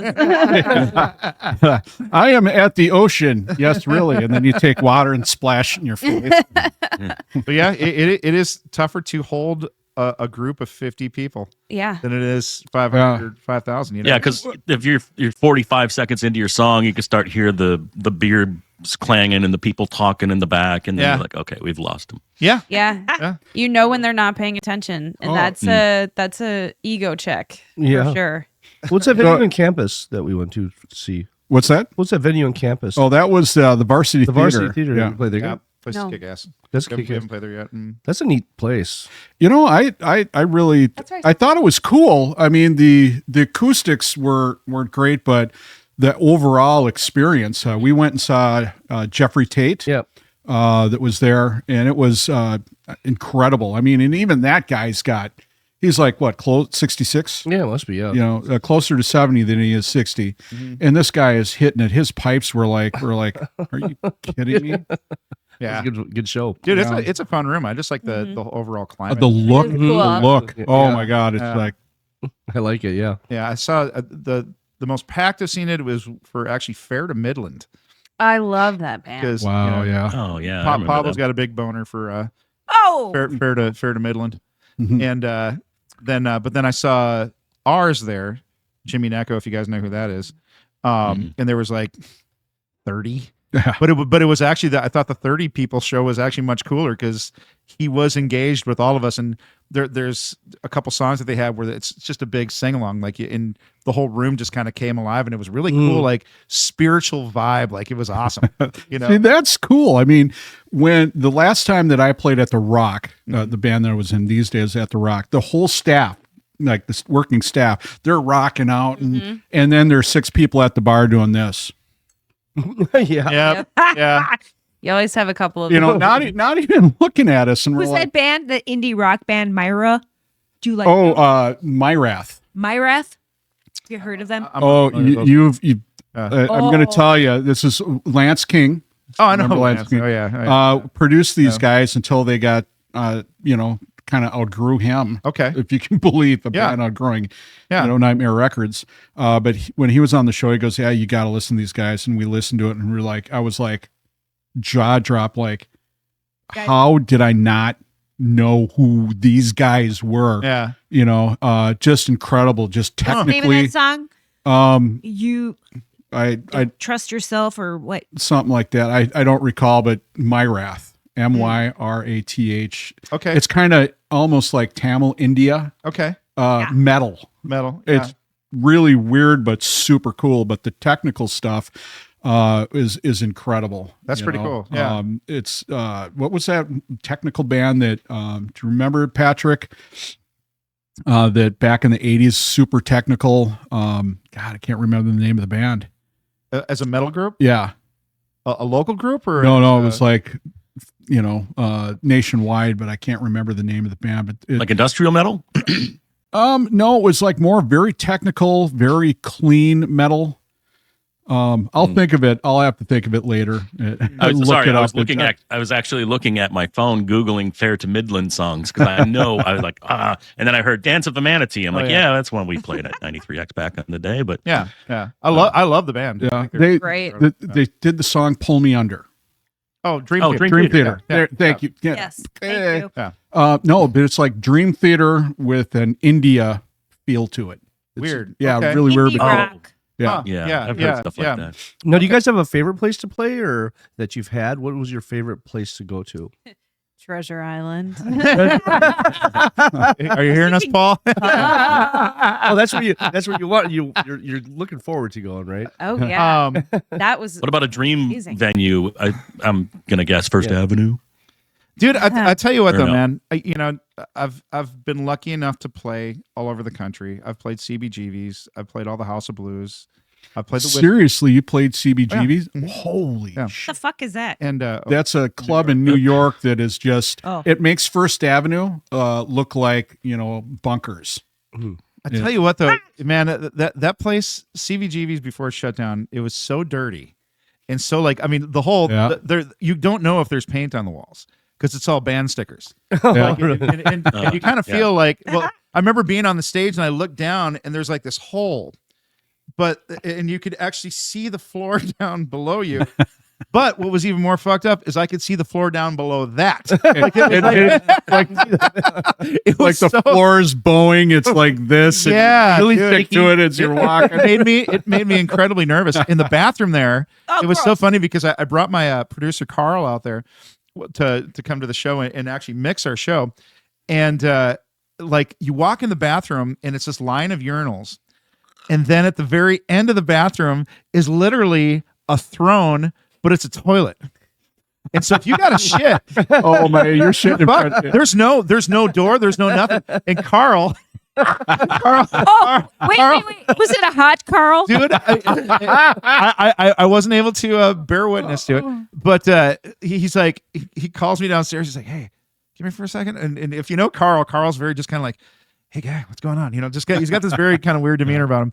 And he's like, can you stand in front of the door for me? I'm like, what? I'm like, and I look at the toilet and I'm like, oh my God. He's like, yeah. I'm like, oh shit. All right. Okay. All right. So I was on poop patrol. Well, Carl's Apparently, he's Carl's never done rocking time. while grown. Carl's taking a Carl. It was unbelievable. I'm like, A hot Carl. how the fuck Oh, did they yeah, get it away with must be this? hot. But Gross. like, so of all the venues that I've been lucky to do, First Avenue, that stage, it's made of a different kind of material than any other stage that it makes you want to bounce. It makes you want to move. There's some kind of like low end that comes out of your guitars that isn't ever there. Like Yeah. it doesn't matter if you're in a studio setting or if you're in wherever. And it just, it's got this really cool muscle to it. It's funny fucking because awesome. I was reading that some of the musicians going in there. Remember when they had all that, like, I don't know, dust and dirt that was hanging? Yeah. Gross. It was really gross, and it became, the fire marshal came in and said, you have pyrotechnics. This place is going up like a cinder block. That's my fault. Oh, that was you. That was the Quest. Patrick, remember that? Oh my God. Which one? The Wait, Quest what? ceiling on fire? Oh yeah, yeah. Yeah. Yeah. That's, Well- oh my God. Cause Yeah. then they had to go in, they had to clean it out. Yep. And they cleaned everything out. And then the sound was different. Mm-hmm. And people and the musicians are like going, we set everything up the same, did the sound the same. They made sure that everything was fine. And it's different. It's not even, There's no spider webs it's left. like, what's going on I here? will take full, well, no, I can't take full responsibility for it. Oh my God. But That's funny. so okay, because we use pyro for our shows and stuff back. Yeah. Yeah. And Yeah. so the Quest stage was 4 feet high, and we had these barrels and stuff that shoot up the flames and stuff. Well, what Yeah. happens is we were using 15 footers. It's a 30-foot ceiling. Okay, so that's 19 feet. There's 11 feet of give right there. Behind our banner is like another barrel, and I think that's called a gerb, if I'm not mistaken. It's like a grenade Yeah. that goes off inside this barrel that creates your sound. So it's not the flames that are making the noise. But so what happened was, so end of the first song, we've got 1,700 people in this club. At this Oh my God. and That's the- packed. the thing hits, end of the first song, flames go up, and all of a sudden I get punched in the arm by James, the stage manager, and he goes, And I go, what? He goes, look, shit. Oh no, the whole ceiling's on fucking fire. Oh no. And I'm like, what the fuck happened? You know, I'm freaking out. We end up chasing out, like I said, 1,700 kids that night. And my manager, Bill Berry, is fucking walking around going like, oh, this is the greatest thing ever. I'm like, Bill, I'm like, he almost fucking killed people. He's like, dude, the press that we're going to get off this, I'm like, Oh my God. like, of course you're going to say that. Yeah. Of course you're going to fucking say that. So I end up calling my girlfriend. She's in Santa Monica at the time. And I'm like, I got bad news. I might be going to jail tonight. Like, this is bad. So what happened was my keyboard player, Mike, was the one who always bought all the pyrotechnics and everything. Oh, that Mike did? This is Mike's fault. Mike's fucking fault all the way. So he didn't tell anybody. Oh, But- wait a sec. I got a phone call from Mike. Dude, I would love it if he did. But he bought 25 footers because they were out of the 15 footers. Oh no. So he's like 25 feet. Well, the ceiling's 30 feet high. It shouldn't be an issue. Not taking into consideration the 4 foot stage. So as those flames go up, the grenade thing hits, it rattles the ceiling because it's it's a concussion bomb. You know, so and all the dust and everything like that starts coming down as the flames go up. So it lit it like a wick, and the whole ceiling, it looks like Backdraft. Oh my God. Fucking crazy. And I'm just sitting there like, I'm fucked. I'm going to jail tonight. Were you like going, Ass. hey, do you have a fire extinguisher ladder? Dude, what happened was, we technically cleaned the ceiling for them. And Bill's Really? big joke about it was, we should send him a cleaning bill because we got the ceiling clean and stuff. that fucking voice, and all we did was damage a couple cables. That's all that happened. Wow. I couldn't believe it. And You just dusted it with it, right? That's it. Just Yeah. That's off. what we did because it just burned right up. But I'll tell you what, the look of it looked really cool. Like, fuck, Oh, I bet. this would make an awesome video, which they can totally do AI now or whatever the hell. But back then it was like, this is real. Good God, what's going to happen next? Yeah. But so that's our fault. But what ironically, another band called Jet City Fix from Seattle was playing the Fine Line like a week or so before that, and they set the Fine Line on fire. Oh my God. So do you remember when that happened? So I remember that. Yeah, the I Fine Line remember got that. set on fire. But then even worse, a couple weeks before that is when the Rhode Island thing happened with Great White. Right. And they killed how many And- people? And Jack White Over fucking 100. Yeah. That's a whole other thing. That one really pisses me off that people Yeah. died in that. Yeah. Bad. And Jack Russell. Well, there's did a not take stampeding the- issue, wasn't there? Yeah. Yeah. Well, yeah, and you could see in the video. I mean, people were stuck in the door, and you could see these Yeah. people burning alive. I mean, it's horrible. They were climbing Horrible. over each It other. was horrible. Yeah. Just fucking terrible. But so and all three of our bands made the TV show 60 Minutes. Oh, really? Really? It was Bill was right. Dude, I was like, and they're showing footage from Minneapolis, and like there's the ceiling on fire. Somebody had some amateur footage of the whole thing and stuff, and it looked like shit. And and of course, Bill was right. It was like, it was great press for us, but it was just like, this sucks. I don't want to be known as that. Yeah. Like I want songs out there, not footage. Pyro. Yeah, you're gonna walk out on the stage. I'm Fire Marshal Wally. Yeah, exactly, dude. And so, but Pan 2, a couple months later, when they reopened and everything and stuff, they made us do a makeup show. And my friend Troy, who was our light guy, actually worked for Ramsey County Medical and stuff, and he had access to all the Wow. fireman gear and everything like that. So I came out out. on stage dressed up in fire gear, and I had the mask on and everything like that. And I'm just like, to start the show, and everything kind of stops, and fucking all of a sudden I popped the hat off, and places went fucking nuts, and we just did our Wow, shit like that's that. So awesome. it was That's pretty really fun. funny. And I feel Troy. bad because do you remember Tamsin? Yeah, There you go. Tamsin, who's a friend of mine from high school, she was a GM of the Quest. She got fired for it. And Wow. Really? yeah, and she's a sweetheart, and she didn't deserve to, but she signed off on it. And the fire marshal's like, no, you're supposed to have us kind of okay this whole thing and stuff like that. So Oh, wow. they fired her, and but she was kind of looking for a way out, anyways. Apparently, she told us, and I think she was just being nice and being a sweetheart about it. But yeah, so unfortunately, that sucked. So, Well, at least you didn't burn the place down, but I want to to hear which is funny because if you would have gone there in the later years, they probably would have Wally. paid you That's to burn the place picture. My old down. face. It looks like no. looks like Patrick's got a video coming up here. fire. Oh, here's a fire coming up. Patrick's got my old face up there. Is that you? Sorry, Josie. Was that the picture that you guys Soul mimicked? Asylum lookalike motherfucker? No. yeah. Let's you do that same face now. That's pretty awesome. Oh my God. Yeah. So I did want to ask you one thing though. I mean, are you going to do, or have you thought about doing like a Skywind, Reunion? like reunion, just to play or anything? We kinda actually like that? did release after the band kind of broke up and parted ways. We did a reunion show for my for a benefit show for my youngest daughter. She had some serious medical shit going on, and She good now? she's great. Awesome. She's absolutely great. Thank you. Yeah, so we had this big benefit for her. She's just a little baby and stuff, and so all the guys came together. We put it back together. That was in 2012. Yeah, 2012. 12, yeah. And we're like, well, that was pretty fun. It was sold out. It was kick ass. We're like, well, let's do an album. Let's do another record. So we put out a record called Sleeping Giants in 2014, and it's the best writing I've ever done with that group. Wow. They just kind of, everybody knew their role, knew what to do. And it just, like, from songwriting, we're all grown up. You look at things differently as you're older. The maturing of your songwriting and just your development as an artist and stuff. And I think there's some things about the record I would have done differently recording wise, but because I tracked it, but I didn't necessarily care for the studio that I mixed it at, and that kind of made it goofy for me.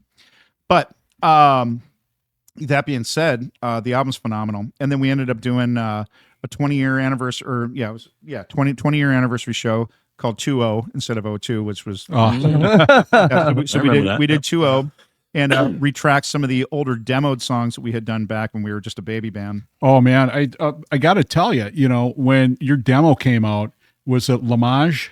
How do you pronounce that? Limage, yeah. Limage. Yeah. Oh my God, I listened to that song and I listened to it again, and I'm like going, God damn it. We were. I'm like, it was such a Just talking cool about this song. yesterday. It's such a cool song. I'm like, it's like going, how do you top something like that? Thanks, man. Go away. Just, Thank you. But I mean, it's like literally still my favorite song, and I've got it. That demo I have on my phone in my playlist. Yeah. 'Cause, I mean, I love that old stuff. Thank and you. that's what I remember that kind of pushed me.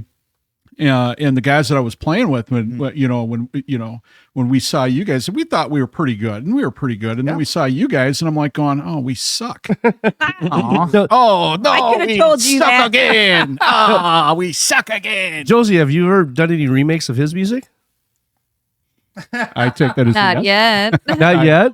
Oh, that would be awesome, though. Oh, well, actually, okay. We did a rendition of California together. Actually, we did do that, Okay.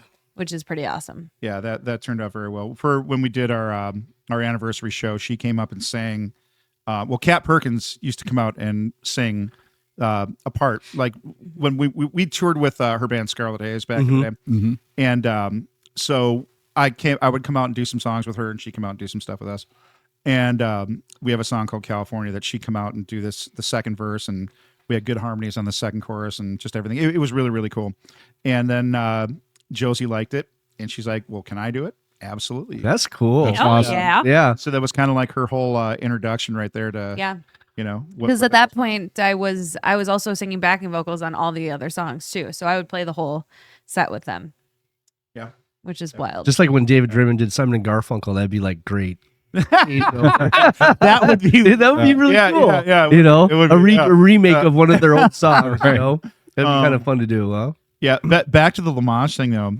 Josie and I were just talking about this last night. So, we got.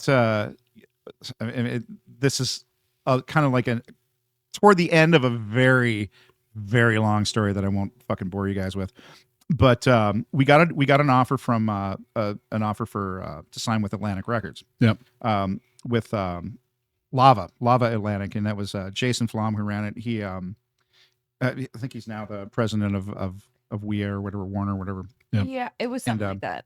And so, he's a very big gun. This guy signed Twisted Sister. Wow. Yep. He signed. Duh. Yeah, I mean, just the list of shit that this guy has accomplished. It's just like, he had Kid Rock on the label. He had POD. He had Sheryl Crow. He had, the list of people that he had was really incredible.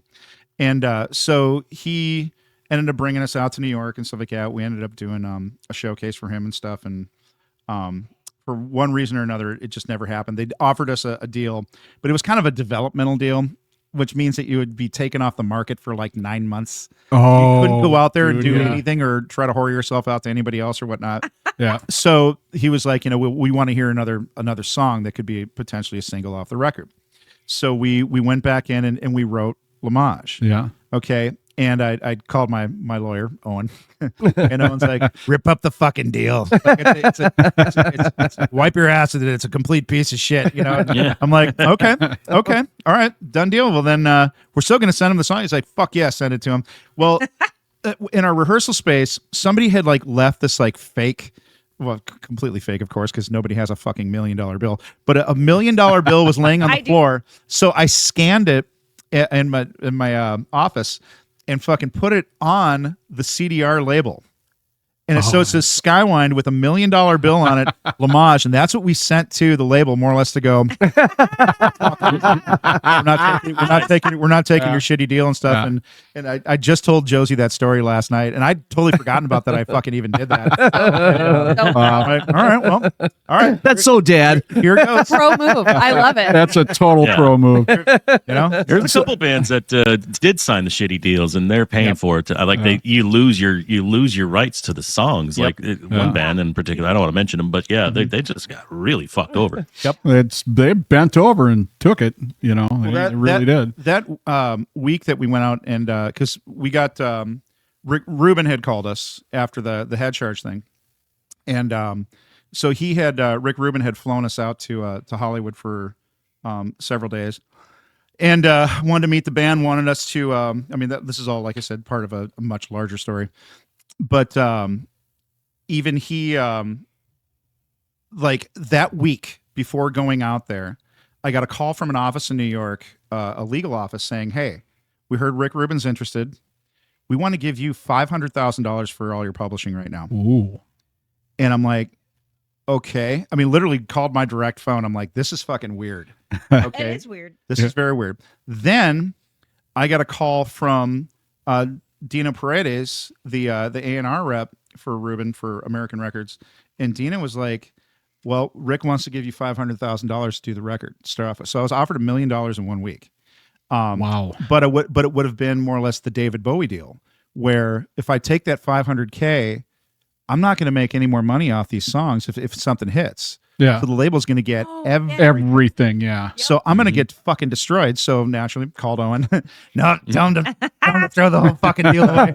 Yeah. So we still ended up going out there and hanging with Rick and stuff. But man, it is so dirty and so shady. And a lot of things nowadays have come to light about what they offered me, even when I got out there. Because Owen even told me during a meeting, I had a meeting with Tom Carolyn, and Tom Carolyn's the guy who signed Stone Temple Pilots. Mm-hmm. And that's his biggest claim to fame, and like Lemonheads are on there and a couple of bands and stuff. And Tom, during a meeting, slid me across the table, just him and I, and the rest of the band's down here, and they're meeting with some other A&R guy and my manager and stuff like that. And Tom looks at me and goes, "What's it going to take to get you?" And it's a blank check from Atlantic Records. No shit. And I'm like, $1 I'm like, wow. What does that mean? Mm-hmm. And he's like, "What's it going to take to get you? Go ahead, just fill it out. What do you want?" I would have went 100 And- billion. I could. I think I could have written fucking $20 million in that, but then my soul would have been owned. Right. I would have been fucking owned. Like if you It would have been like the Beatles, like Michael Jackson, when he bought out every Yes. song they had. They were, invest well, because whatever your money now you have, nothing else is coming in. Have you guys watched Nothing. that Cat Williams interview with Shannon Sharp? You seen that? And No. I don't like Cat Williams. I think he's a fucking shitty comic, but he's a guy who's had to fucking work his ass off, and he's not loaded. But he's been a star in the comedy ring for a long time. And he's even going like, how does a guy like Kevin Hart, who's never worked the ground level, never done small clubs, never done anything, all of a sudden he's a mega superstar overnight? Yeah. How are these rap stars all of a sudden flaunting all this fucking cash, doing all this kind of stuff? And it is a ploy, according to him, that these guys, these elitists and these record labels and these, major media types, and it probably goes a lot fucking higher than that. That's how they own you. Like a lot of Hollywood actors and stuff like that. That's how they own you. They own your soul, man. They fucking, here, okay, you're going to have all the money in the world. You're going to have all the chicks you want. You're going to have all the drugs you want. You're going to have everything you fucking want. But if you fuck up and you fuck us in any way, shape, or form, We'll take it from you. we'll kill you. Or other ways. You're totally you're blackballed basically. Yeah. So after There's no way out of it. Yeah. So after watching that Cat Williams interview, I'm like, son of a bitch. Like, my lawyer knew it. He said they're going to offer you something. Don't take it. Yeah. Yep. If you value your life, do not fucking take it. I'm like, it's kind of a weird thing to say before a meeting. Okay. And then he literally slides me across the table a blank check. What? What's it going to take to get you? I remember those words, and I remember him looking dead in my eyes saying that. I'm like, You should have pulled out the calculator going, okay, how many years to retirement, how royalties, and then you figure it out. No. And then if they fuck you, well, you got your money. So in other words, you can sleep at night. yeah. But that's happened to like the Goo Goo Dolls and the Misfits, Yeah. and then Scott they had Goo Goo to Dolls. rename their band. Why? They had to, because the record label owned everything, so they had to rename the band Danzig. And the Goo Goo Dolls almost had to rename their band. They went through a whole bunch of shit. Yeah. And A Boy Named Goo, like double platinum album, they didn't get any money from because they, signed a bad deal. Yeah. I heard David Bowie didn't make any money until like the mid 80s. Yeah. Like, Ziggy Stardust, are you shitting me? Like all this stuff, like, and he didn't You know what make it's like anything. in the radio business. It's not very. It's very different. It's I look at them and go, what's it going to take? And they throw a contract at you for $28,000 a year and say, sign it or get the fuck out of here. You're like, yes, sir. And then you're lucky enough to get bar gigs on the weekend and pay $200 cash for hanging out for 2 hours introducing bands, and that's how it works. So. Yeah. And then once you get the bar tab, you're Yeah, actually break even. $25,000 a year. No, my last contract, they wanted me to take. This was in 2016, recently, and I was making $49,000 as a base, plus I'd get about $3,000 a quarter if we did certain ratings. Well, we were hitting the ratings, so I was getting $61,000 at the end of the day. Well, they wanted to keep me, but they're like, we're going to take away your bonus structure. But if you're number one, you'll get like $100,000, and it's an impossible. What? I can't get to number one in a market. Did you with say an alternative bonus station or boner structure? And so Take away your bonus. I just sat there and waited until he finally just came in and said, "Are you going to sign the contract?" And I said, "No." And he's like, "Okay, you got to go." For you. I was like, "Okay, cool." So that's how my career ended. So and then I, got different work now, big boy job. But yeah, that's how radio's Making kind the of big going bucks. right now. It's like, Yeah. yeah. And then plus, you used to have a staff of 3 or 4 to support you, and now you got a voice track 3 or 4 stations. You don't have that staff anymore, so you're working twice as hard for less money. It's just, it's really a bad deal. Sing. Yeah. So I have an acoustic guitar here. We can rock. Are you guys ready to rock? I'm gonna use your bathrown before. All right. Well, and I'm we'll gonna be have- right back That's with Wally and Josie. Awesome. Cool. Do you guys have a throne in there, or is it just My ears feel straight up regular bathroom with a door? A straight up regular bathroom with the door. Okay, Yeah. that's good. $300 toilet that Brett had to get. 400. Is it? So I would like to introduce Wally and Josie, father and daughter, from Bullets and Butterflies, singing an original song. Yes. This is awesome. Everybody enjoy. It's called Hey Rose.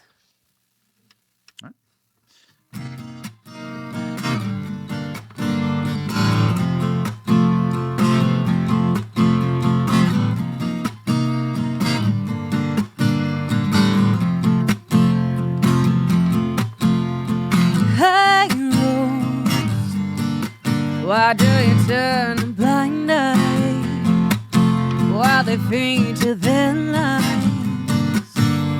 wasting your time if you don't put up a fight? It's no harm, no foul.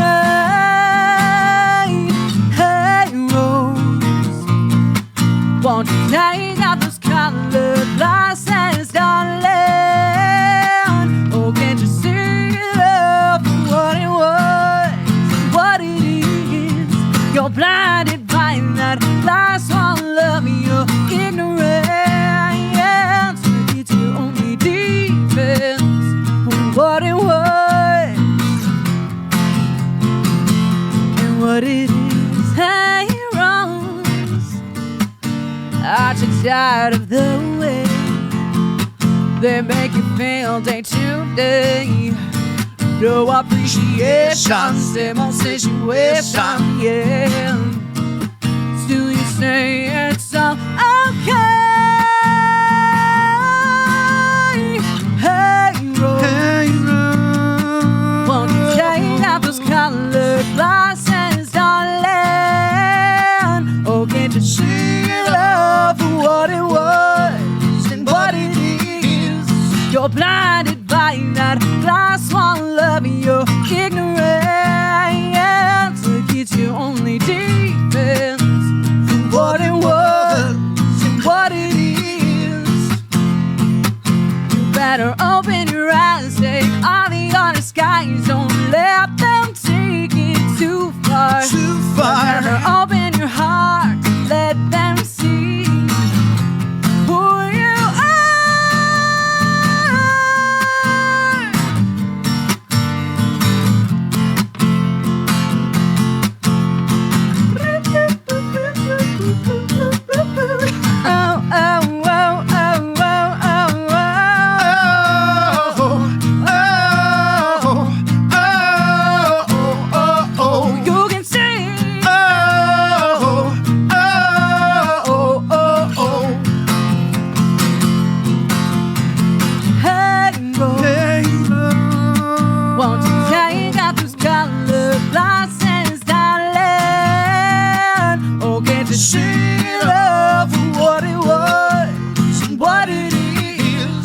Blinded by that glass wall of your ignorance. It's your only defense for what it was and what it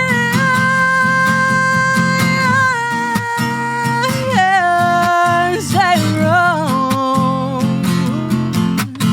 Oh, oh,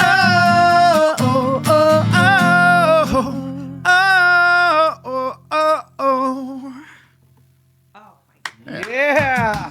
Thank you. That was awesome. Thank you. Good job. Thank That's you. fantastic. Fucking harmonies are perfect. Thank you. Thank Thank you. So who wrote? You guys both wrote that together then? Yeah. She kind of wrote it on an airplane. Like she was coming back from Germany. She had this melody line and kind of like some lyrics and stuff, and brought it to the studio. I was working one day, and she's like, "Check this out." And I'm like, "Okay, well that sounds like a C minor 7. That sounds like I'm like thinking of the Yeah, the chords, thinking yeah. of the chords under my head. I'm like, okay, and we just started jamming it, and it just turned out. That's yeah. great. That's a Yeah. good song. Thank you. Thank you. Thank you. So do they just come to your head? Do you just like get inspiration? Yeah, around the... sometimes they just kind of pop it, especially like right when I'm laying down to go to bed when my brain is supposed to, shut up. It doesn't. Yeah. It doesn't. Do you have a notebook by your bed, or like record? Do you like? Well, like anybody, I sleep with my cell phone right Yeah. next to me. So roll over, grab the voice recorder. Because you won't be able to sleep, right? You won't No. be able to sleep. Well, and if you don't do it right then and there, I've learned that when I say, remember this tomorrow morning. Yep. You It don't never. remember tomorrow morning. I got, yep. So yeah, I also have like a section in my notes on my phone where it's just like this random phrase that'll pop into my head, or if I have like some cool words, I'm like, I should write that. Yeah. down. Interesting. So, yeah, it's a mile long, but Oh, okay. you know. How about you, Wally? When you were writing, did you do the same thing, or? I do weird stuff, man. Like sometimes I can be sitting in the next room and I hear a TV in the next room, and all of a sudden I hear like a little phrase that somebody's saying, or I hear like a little jingle or something like that, and I'm like, Ooh. huh? And I sit down and I'm like, oh, son of a bitch, like this actually might kind of work. And then Is it? go ahead. Yeah, go ahead. But even sometimes I'm like, I've had dreams. Like, Oh, sure. my dreams are always a soundtrack. Okay. And like, so I'll hear things in my sleep, and I'm like, and I'll wake up, and I'm like, I've got to write this. Like, Skywind had a song called Escape Plan, and I heard it in my sleep, like, and I woke up, and I'm like, I just sat up and started playing on acoustic. I'm like, holy shit! Like, that's gonna be the first single off the second album. Like, this is gonna be fucking great. Like, it was just there, playing as a soundtrack inside of my dream. So the music comes first, or the words come first? How does that work? Right now with Bullets, it's more music first, and then I would say the first record was a nice 50-50. Like I definitely, Yeah. I was super into poetry Okay. growing up, and I didn't know how to write really until Bullets started. So I would just be like, here's a nice little word vomity poem that I have. And I actually was able to pull from that for a couple songs off of Full Circle, which was awesome. And what about your your other daughters? Do they do any writing, or do they? they don't really write. No, Are they playing? Are they playing anything? It's weird because Liv doesn't want to do it, and I understand why. You know, she saw me struggle for years. It's not an easy life. No. You know, and the road stuff and everything else that comes along with it. And she's very unattracted to it, and the fact that, you know, she just doesn't like to really get up in front of a lot of people.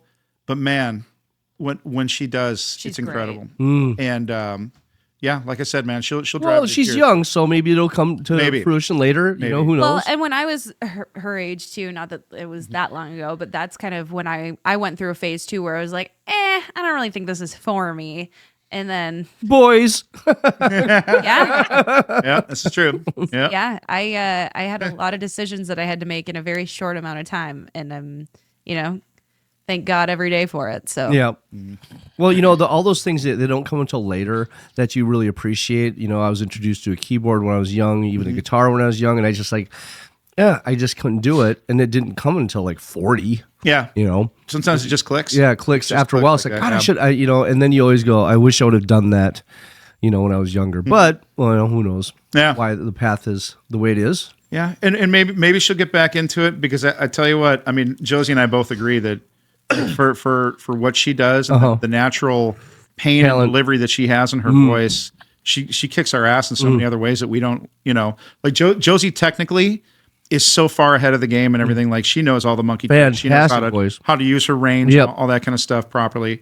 And you got that grit. You know, you change levels so high, you have that really high range, and then you go down to that grit, boy. Ooh, Yeah, Thank you. And Liv's just got that grit the whole way through. wow. So it's cool like that. And Charlotte, she's 14. She's big into theater, and they love her. Well, They maybe absolutely love her, musical you know. theater. she's that's incredible. Yeah. So Yeah. she'll do something with it. Okay. I'm sure she will. Okay. She's in. And then your youngest is how old? she's 14. Oh, she's Charlotte's 14? And then you have another one in the middle? yeah, Liv that's is- Liv. Yeah, That's that's what Liv? we're talking about. Oh, Yeah. okay. Yep. Yeah.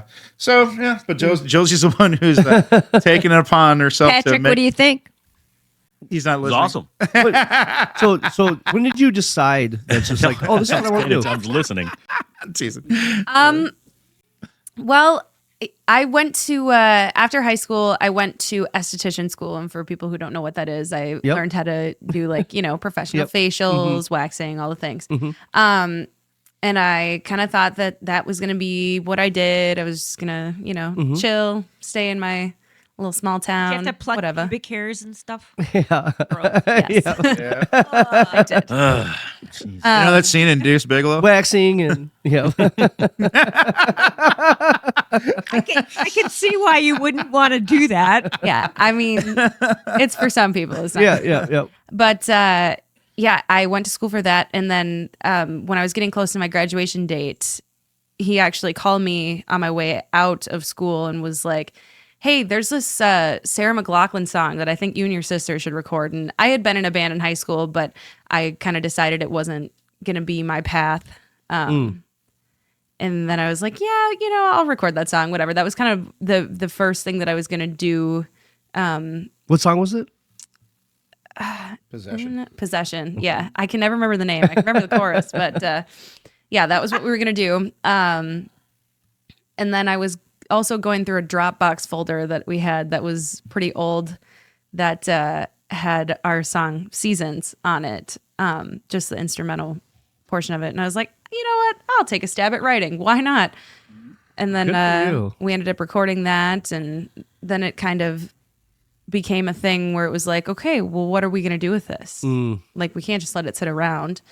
And then I panicked, and I was like, I don't know. Is this really, is this what I want to do? Is this what's going to happen? And then I went to church with my grandma, and the gospel that our pastor was reading that day was about talents and how talents was money back in the biblical times, and his master gave his servants talents, go out, do good things with them, Sure. show me what you made at the end of the year. And this one guy, one of the three, didn't do anything with it because he was scared to lose it. And then as the pastor was going through the message and everything after, he's like, so if God gave you the talent of music, don't hide that. You've got to do that. And instantly just that was my answer right there. That's awesome. That is Like, so cool. You know, and I'm very, very passionate about my faith and everything too. So That's was awesome. just- That's really awesome. That was a big deal for me. That was my answer right there. That there's nothing else that I'm supposed to do. Oh. This is my calling. And it's to get to do it with my family is Yeah, that's even special. it's so special. It's so special. Good for you, Dad. Thank you. Yeah, did a great job. It sounds like. Thank you. Yeah, you raised a good one here. I mean, Yeah. and for knowing you as long as I have, I'm Shit. No, I'm like, holy Yeah. wow, this is she knows about my vices and all that kind of stuff, and you know all the trouble. Like we literally have like the most like open and honest relationship with each other. Like it's probably fucking scary for some people. Yeah, there you go. you know, and the funny thing is, like back in the day, you'd see Wally would smile, a little twinkle off the tooth, and you're like, no. Next thing you know, know we're exactly like what you're we're in a talking stolen car driving down the. So, Patrick, are there any stories that you would want to share with Josie that you that she might not want to know, that she might not know? Do not, I mean, do not do ancestry. yeah, no gosh. shit. No, no. I just no. Wally and the gang in Skywind were always one of my faves, and we hung out, and yeah, we didn't get into much mischief, you know. But yeah, no, he was, I think the ladies liked him. That was one thing. I remember that. All the ladies loved him. Trust me. I've got the. I know that one. No shortage on that. So, but yeah, I think he did excess in some things, but not too far over. He'd find the line and then back off a little bit. But We for the all most do. part, right? no. Well, you Wally always gotta Wally and find the Skywind, they always had their shit together. So I appreciated that too. Thanks, man. Yeah. Thanks for not burying me. Well, we're happy to have wanted you on. to. 30 years ago, it was a little fuzzy in my brain, so I don't even know if I could recall if I wanted. So Wally, because we're talking about Limache, would you like me to put that on the end of the podcast so people can actually hear, If they want to, that's cool. what really, catapulted you into the success that you've man. had? Yeah, that's cool. Fantastic. I'll throw that on there. And I'm sure that song that you guys did is going to be one of our viral sensations. Yep. I'm pretty That's sure great. of that. That's awesome. Thank you. It's awesome. Thank you. So I just want to thank both of you for coming on. It's been fantastic. I was waiting to try and picking on Patrick. Call Wally, get Wally. I don't know how to get a hold of him. Get Wally. We got to get Wally on. So That's and then when he's like, well, he plays in a band with his daughter, and I was like, ooh. Even better. So it's been a pleasure. I'm so happy to see you again. Yep. Very good to meet you, Josie. Thank you. Wonderful to You're, meet you guys. the talent runs in your family, Wally. That's for sure. Thank you. Folks, thanks for tuning in and joining us. Make sure that you hit that subscribe button, like, and share. We can't do this without you. And we will have another person on next week. I believe it's Neil Hins, otherwise known as Nick Davis. He used to be with 93X. Oh, yeah. All right, folks, have a good night and take care. We'll see you next week. Later. Thank you.